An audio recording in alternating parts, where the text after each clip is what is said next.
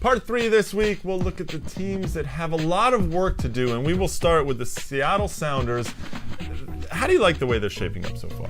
Well, first of all, let me start from the top down, because I'll make the argument that Adrian Hanauer and Siggy Schmidt, two of the smartest guys in the league. So they've done a decent job in the expansion draft, in the regular draft. I think in signing Casey Keller, Freddie Lundberg, that if everybody signs with them, I like their defense. Maybe not enough depth. They need some more players. But I like what they're doing. Yeah, in the midfield, they've got a lot of players, some good strikers up there. Nate Jake, obviously, Zakwani, Latu is up there as well. But they do need some depth, especially because Park's still not signed. And Nathan Sturgis, I worry about his injuries. Maybe some players, Ziggy coming over from Columbus, Andy Iroh's out there. You could see maybe, I don't know, Todd Donovan, Kevin Goldthwait coming in. Those might be some players. Now, another team that is looking for players, FC Dallas, they need a number 10. I'm not sure that Bruno Guarda is the key in there in the middle. Well, nobody would know that better than Shellis Hyman, because he coached him at SMU. Guardo now plays for him. I think the greatest move in the world for Dallas, go get Christian Gomez. That's the player they need. Well, we talked about Gomez in part 2. We talked about Colorado revamping, and FC Dallas certainly could use a player like that. There are salary issues, of course, surrounding Gomez. He has a very high salary cap number.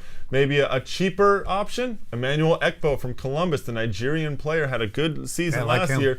You know, he's got a lot of potential. Houston needs a right back. Craig Weibel, Richard Mulrooney, they're getting older, they're getting slower. I think they need something else in there. Yeah, you're a former defender, but I'm going to beg to differ with you. I like both those players, and Major League Soccer is not a league that has tremendous speed on the left side. Wait. Robbie Rogers, Cano Smith, Justin two Mapp. players. I like Weibel and Mulrooney. I think they'll adjust to it. I don't think it's a priority. Well, interesting. I'm sure I'm going to get a phone call from Craig Weibel about that one anyway. Maybe some players they could look at. Lawson Vaughn, Dason Robinson, some players that they might want to bring in. Chivas USA, I think they need a keeper. Dan Kennedy, he did well at the end of the last season, but I still think they need at least some depth or someone to challenge him.